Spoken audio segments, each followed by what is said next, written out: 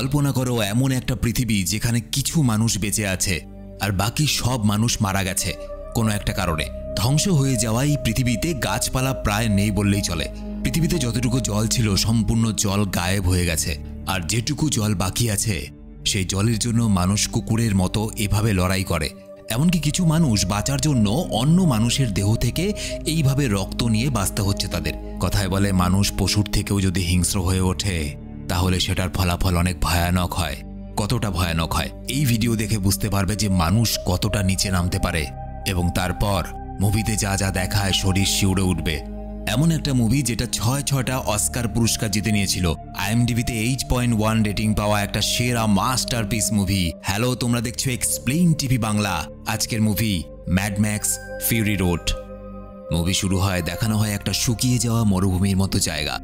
চারপাশে শুধু বালি আর বালি, কোথাও এক ফোঁটাও জল নেই, গাছপালার চিহ্ন তো নেই।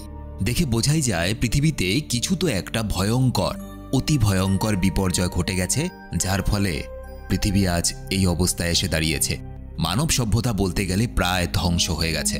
একটা ভয়াবহ জায়গায় একটা লোককে দেখা যায়, নাম হলো ম্যাক্স। একসময় পুলিশ অফিসার ছিল, আর এখন ধ্বংস হয়ে যাওয়া শুষ্ক অস্ট্রেলিয়ার মরুভূমিতে পালিয়ে বেড়ায়। কেন, পরে বোঝা যাবে। ম্যাক্সের চোখের সামনেই মাঝে মাঝে তার মৃত স্ত্রী এবং সন্তানের স্মৃতি ভেসে ওঠে। হঠাৎ দেখা যায় কয়েকটা গাড়ি তাকে তাড়া করছে। ম্যাক্স প্রাণপণে নিজের গাড়িতে পালানোর চেষ্টা করে, কিন্তু কিছুক্ষণের মধ্যেই দলটা ম্যাক্সকে ধরে ফেলে এবং বন্দি করে সিটাডেল নামে একটা জায়গায় নিয়ে যায়।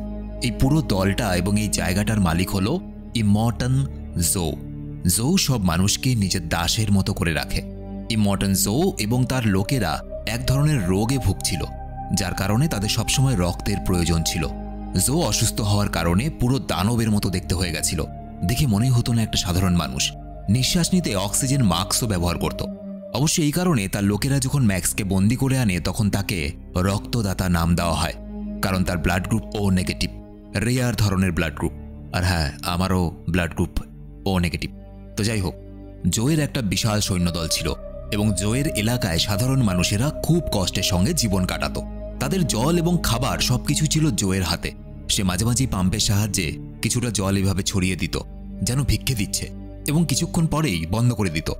জল পড়া মাত্রই সবাই পাগলের মতো সেই জল খাওয়ার জন্য ঝাঁপিয়ে পড়ত, এবং এটা দেখে বোঝা যায় জলের কত দাম ছিল এই সময়। মানুষ এক ফোঁটা জলের জন্য একে অপরের প্রাণ পর্যন্ত নিয়ে নিতে পারত। জোয়ের একজন বিশ্বস্ত কমান্ডার ছিল যার নাম হলো ফিউরিসা। একদিন জো ফিউরিসাকে একটা বিশাল যুদ্ধ ট্রাকে করে গ্যাস টাউন থেকে তেল আনতে পাঠায়। ফিউরিসার সঙ্গে একটা বড় সৈন্যদলও যায়, কিন্তু মাঝ রাস্তায় হঠাৎ দেখা যায় ফিউরিসা গাড়ির দিক ঘুরিয়ে পূর্ব দিকে চলতে শুরু করে।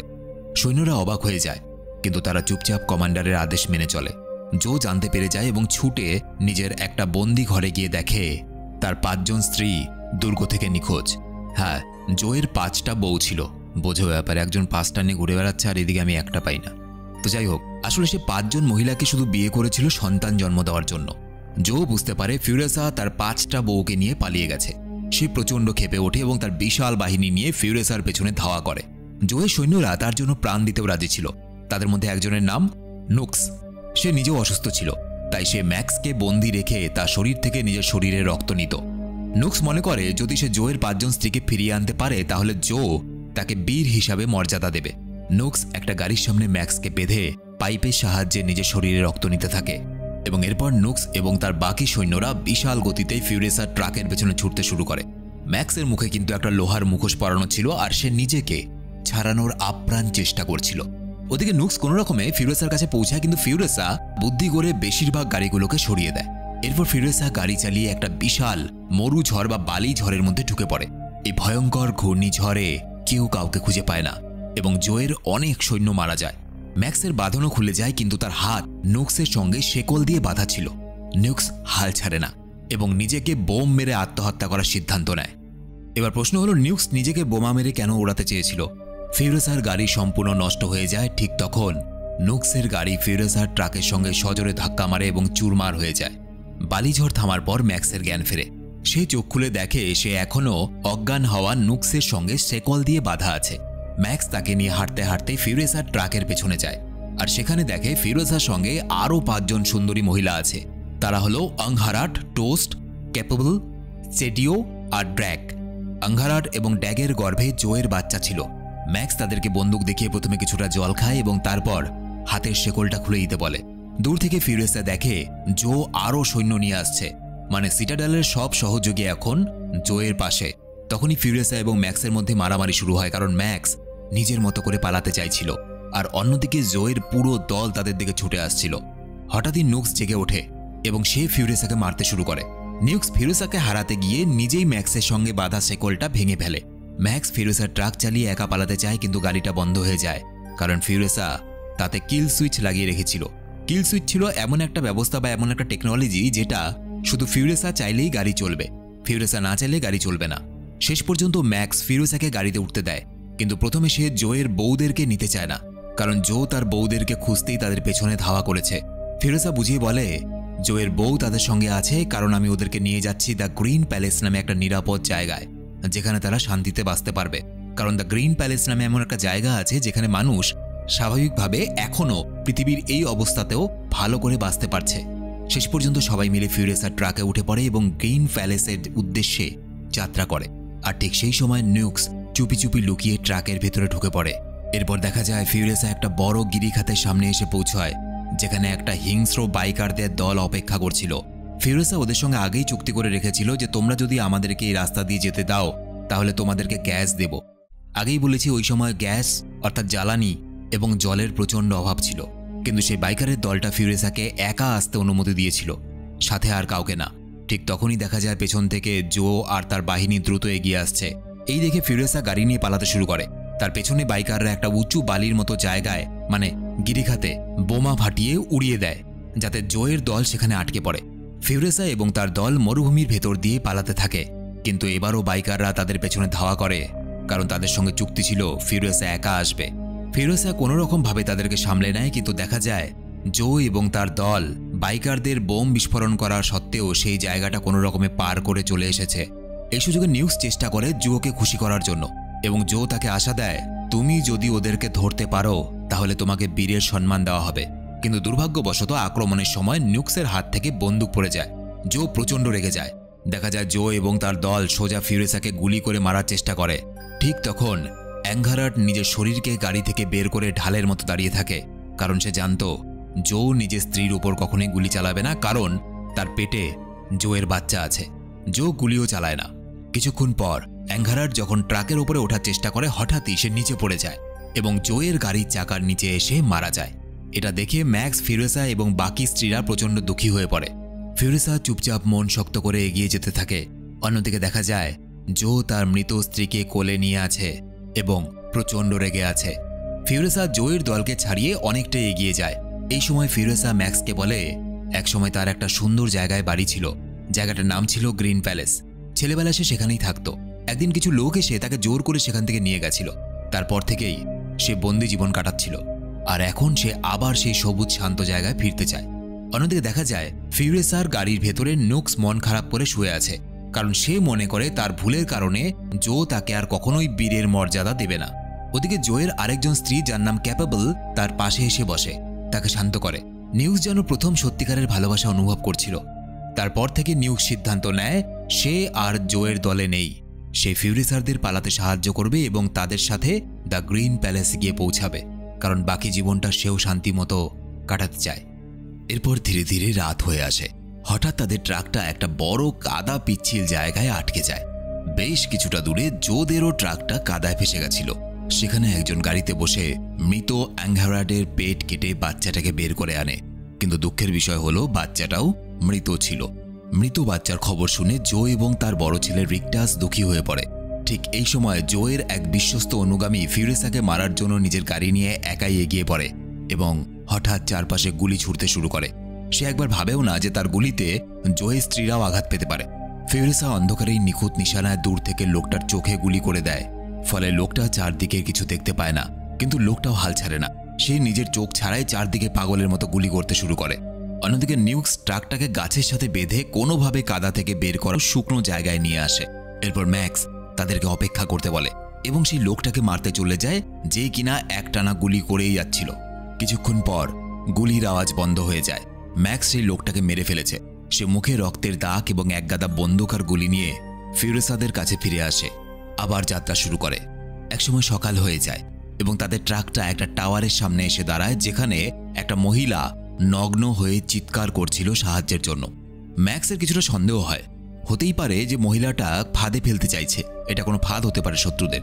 কিন্তু ফিরোজা গাড়ি থেকে নেমে মহিলাটাকে তার মায়ের নাম এবং নিজের পরিচয় দিয়ে বোঝায় সে শত্রু নয়।